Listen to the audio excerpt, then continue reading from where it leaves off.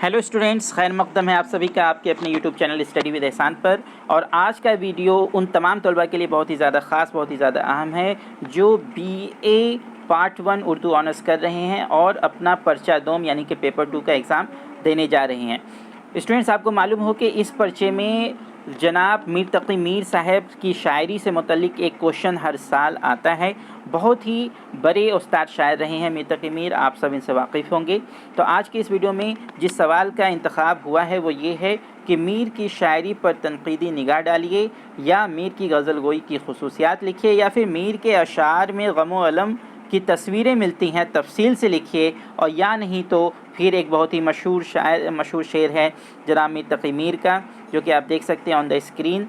जहाँ से देखिए एक शेर शोर अंगेज़ निकले है, क़यामत का सा हंगामा है हर जा मेरे दीवा में। इस शेर यानी मुंदरजा वाला शेर की रोशनी में मीर तक़ी मीर की शायरी की ख़ुसूसियात लिखिए।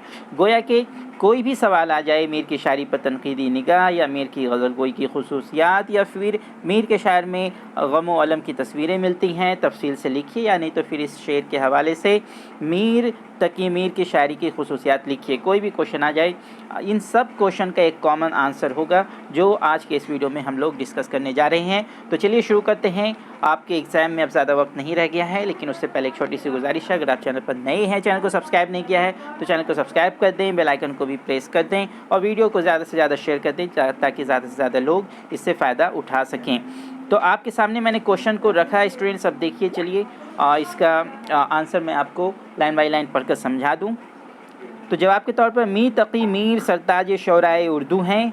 उर्दू में उनका कलाम इसी ज़ौक़ व शौक़ से पढ़ा जाता है जैसे सादी का कलाम फ़ारसी ज़बान में।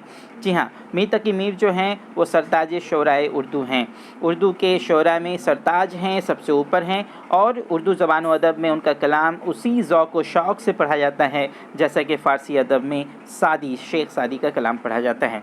अगर दुनिया के ऐसे शायरों की एक फ़हरिस्त तैयार की जाए जिनका नाम हमेशा ज़िंदा रहेगा, तो मीर का नाम इस फ़हरिस्त में ज़रूर दाखिल करना होगा। जी हाँ, अगर दुनिया अहले ज़बान इस ऐसी फ़हरिस्त तैयार करते हैं जिनमें तमाम उन शोरा का नाम शामिल किया जाए जो रहती दुनिया तक कायम रहेंगे, जिनका नाम रहती दुनिया तक कायम रहेगा, तो मीर का नाम उसमें बिल्कुल आएगा ही। ये उन लोगों में नहीं है जिन्होंने मौज़ूनी तबा की वजह से, या अपना दिल बहलाने की खातिर, या दूसरों से तहसीन सुनने के लिए शेर कहते हैं, बल्कि ये उन लोगों में से हैं जो हमतन शेर में डूबे हुए हैं और जिन्होंने अपने कलाम से उर्दू की फसाहत को चमकाया और ज़बान को ज़िंदा रखा।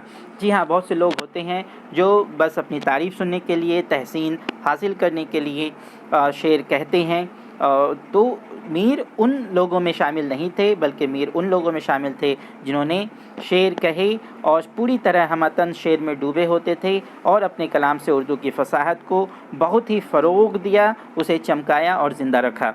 शायरी मीर साहब की ज़िंदगी का जुज़्व थी, गोया फ़ितरत ने उन्हें इसी सांचे में ढाला था। जी हाँ, वो फ़ितरतन एक शायर थे।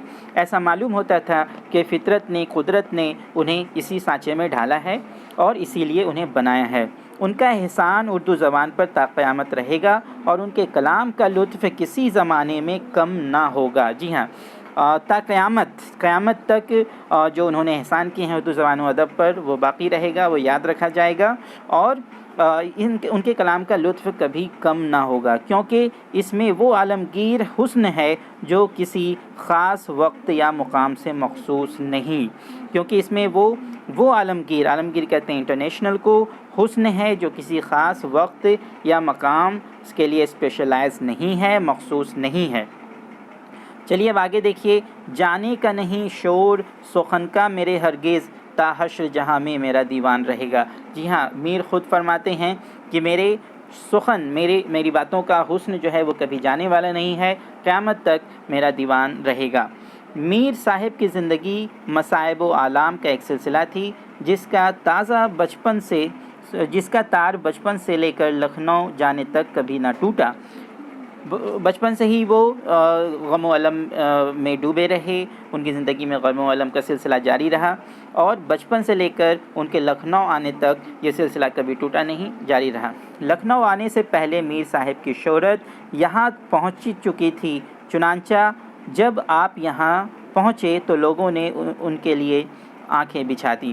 میر کے لکھنؤ پہنچنے سے پہلے ہی ان کی شہرت وہاں پہنچ چکی تھی، اس لیے جب وہ خود وہاں پہنچے تو لوگوں نے ان کا بہت استقبال کیا اور ان کے لیے اپنی آنکھیں بچھا دی۔ یہ مقبولیت اردو کے کسی دوسرے شاعر کو نصیب نہیں ہوئی تھی۔ پھر آگے دیکھیے، اس وقت سے اب تک میر صاحب کے کمال کا سکہ لوگوں کے دلوں میں بیٹھا ہوا ہے اور بڑے بڑے شاعروں نے انہیں استاد مانا ہے۔ جی ہاں، چنانچہ مرزا غالب فرماتے ہیں کہ ریختہ کہ تم ہی استاد نہیں ہو غالب، کہتے ہیں اگلے زمانے میں کوئی میر بھی تھا۔ غالب نے خود اس بات کا اعتراف کیا ہے، بہت ہی مشہور شعر ہے، آپ نے پہلے بھی اس شعر کو ضرور پڑھ رکھا ہوگا۔ ایک دوسری جگہ پھر وہ فرماتے ہیں، غالب اپنا یہ عقیدہ ہے بقول ناسخ، آپ بے بہرہ ہیں جو معتقد میر نہیں۔ جی ہاں، آپ بے بہرہ ہیں جو معتقد میر نہیں، بہت ہی مشہور شعر جو میں نے آپ کے لیے یہاں پر انکلوڈ کیا ہے، آپ اسے اپنے آنسر میں ضرور لکھیں گے۔ ذوق کا ایک شعر ہے، اب مرزا ذوق بھی فرماتے ہیں، نہ ہوا پر نہ ہوا میر کا انداز نصیب، ذوق یاروں نے بہت زور غزل میں مارا۔ ذوق نے بھی میر کی بزرگی کا اعتراف کیا اور یہ کہا کہ بہت کوشش کرنے کے بعد بھی وہ میر کا انداز حاصل نہیں کر پائے۔ میر صاحب اپنے کمال سے خود واقف تھے اور انہیں اس پر ناز تھا۔ اس کا اظہار انہوں نے جا بجا اس طور سے کیا ہے کہ دوسرے کی مجال نہیں۔ چند اشعار ملاحظہ فرمائیں، چند اشعار کے طور پر آپ دیکھ سکتے ہیں۔ ریختہ خوب ہی کہتا ہے، ریختہ دیکھیے آپ شعر اسکرین پر دیکھ سکتے ہیں، ریختہ خوب ہی کہتا ہے جو انصاف کرو، چاہیے اہل سخن میر کو استاد کریں۔ اور پھر شعر دیکھیے گا، ریختہ رتبے کو پہنچایا ہوا اس کا ہے، معتقد کون نہیں میر کی استادی کا۔ تو یہ سب جو اشعار ہیں، اس سے یہ ظاہر ہوتا ہے کہ میر کو خود اپنی شاعری اور اپنی عظمت کا اندازہ تھا، احساس تھا۔ اور شعر دیکھیے گا، جہاں سے دیکھیے ایک شعر شور انگیز نکلے ہے، قیامت کا سا ہنگامہ ہے ہر جا میرے دیوا میں۔ پھر ایک جگہ فرماتے ہیں، جانے کا نہیں شور سخن کا میرے ہرگز، تا حشر جہاں میں میرا دیوان رہے گا۔ اور برسوں لگی ہوئی ہوں جب مہر و ماں کی آنکھیں، برسوں لگی ہوئی ہوں جب مہر و ماں کی آنکھیں، تب کوئی ہمسا صاحب نظر بنے ہے، صاحب نظر بنے ہے، اور سارے عالم پر ہوں میں چھایا ہوا، مستند ہے میرا فرمایا ہوا۔ پھر آگے دیکھیے آپ کہ میر صاحب کی شاعری اپنی بعض خصوصیات کی وجہ سے اردو زبان میں نہ صرف ممتاز حیثیت رکھتی ہے بلکہ اپنی نظیر نہیں رکھتی، نظیر یعنی کہ اپنے جوڑ کا کوئی اور مثال نہیں رکھتی۔ الفاظ کا صحیح استعمال اور ان کی خاص ترتیب و ترکیب زبان میں موسیقی پیدا کر دیتی ہے۔ اس کے ساتھ اگر سادگی اور پیرائے بیان بھی عمدہ ہو تو شعر کا رتبہ بہت بلند ہو جاتا ہے۔ میر صاحب کے کلام میں یہ سب خوبیاں موجود ہیں، اور اس کے ساتھ ہی ان کے کلام میں ایسا درد بھرا ہوا ہے کہ اس کے پڑھنے سے دل پر چوٹ سی لگتی ہے، جو لطف سے خالی نہیں۔ ان کی زبان کی فصاحت اور سادگی، سوز و گداز، مضامین کی جدت اور تاثیر میں ایسی خوبیاں ہیں جو اردو کے کسی دوسرے شاعر میں نہیں پائی جاتی۔ ان کی شاعری عاشقانہ ہے، لیکن کہیں وہ اخلاقانہ اور حکیمانہ مضامین کو اپنے رنگ میں ایسی سادگی، صفائی اور خوبی سے ادا کر جاتے ہیں جس پر ہزار بلند پروازیاں اور نازک خیالیاں قربان ہیں۔ یہ خاص انداز میر صاحب کا ہے، مگر ان کا کلام حسرت و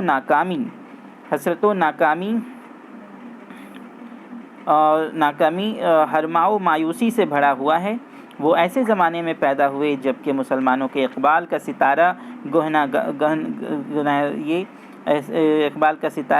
گہنا رہا تھا اور ہر طرف مایوسی اور ناکامی نظر آتی تھی، اور ان عبرت انگیز اور دلگداز واقعات اور انقلابات کو دیکھ کر جو چند خاندانوں اور شہروں کا نہیں بلکہ ملکوں اور قوموں کا خاتمہ کر دیتے ہیں، ممکن نہ تھا کہ میر صاحب کی اسی اثر قبول طبیعت ان حالات سے متاثر نہ ہوتی۔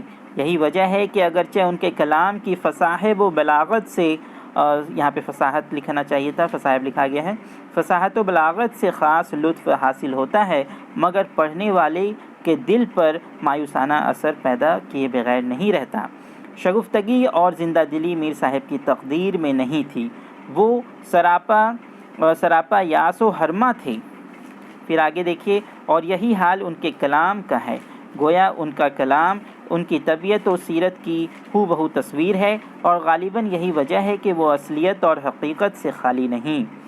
ان کا کلام دراز کا استعارات، بعید از قیاس موالگے اور خلاف عادت امور سے پاک ہے، بھوندے اور بیجا تکلف و تنزع اور فضول لفاظی کا نام نہیں۔ وہ قلبی واردات اور کیفیات کو نہایت سادہ، شائستہ اور صاف زبان میں ایسے دلکش اسلوب سے بیان کرتے ہیں کہ وہ بات جو وہ کہنا چاہتے ہیں وہ دل میں اتر جاتی ہے۔ غرض یہ کہ ان کا کلام ہر لحاظ سے سہل متمنی ہے، اور سہل متمنی کلام کا تجزیہ کر کے الگ الگ اس کی خوبی کا گنوانا ناممکن ہے، کیونکہ اس سے کلام کی خوبی کا اندازہ تو ہوتا نہیں، البتہ اس کی نسبت غلط فہمی پیدا ہونے کا اندیشہ ضرور ہوتا ہے۔ تو بات واضح ہے۔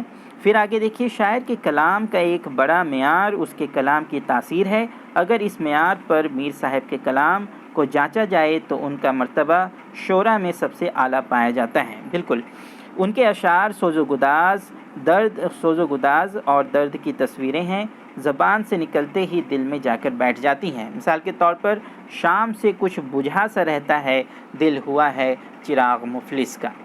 چلیے پھر آگے دیکھیے کہ مختصر طور پر ہم یہ کہہ سکتے ہیں کہ میر تقی میر اردو زبان کے سب سے قد آور ہیں، اور صدیاں گزر جانے کے بعد بھی اس پائے کا دوسرا شاعر پیدا نہیں ہوا۔ اور بے شک میر تقی میر ایک بہت ہی بلند پایہ اور عظیم ہستی شاعر ہیں، جس کا اعتراف اردو کے بڑے بڑے شعراء اور ناقدین ادب نے کیا ہے۔ بہت ہی مشہور اور معروف شاعر، تا حشر انہیں یاد کیا جائے گا، ان کے احسانات کو کبھی فراموش نہیں کیا جا سکتا۔ یہ ایک بہت ہی ضروری باب ہے، اگر آپ اردو آنرس سے اپنی پڑھائی کر رہے ہیں تو یہ آپ کو آگے بہت کام آئے گا۔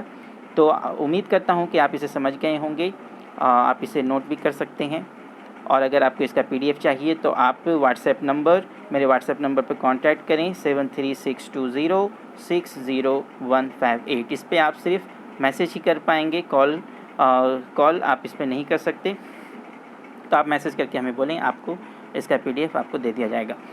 تو چلیے آج کے اس ویڈیو میں بس اتنا ہی۔ ایک بار پھر چھوٹی سی گزارش، اگر چینل پہ نئے ہیں، چینل کو اب تک سبسکرائب نہیں کیا ہے تو چینل کو سبسکرائب بھی کر دیں اور بیل آئیکن کو بھی پریس کر دیں۔ تو آج کے اس ویڈیو میں اتنا ہی اسٹوڈنٹس، پھر ملیں گے نئے ویڈیو میں نئے کوشچنس کے ساتھ، تب تک کے لیے اجازت دیجیے، شکریہ۔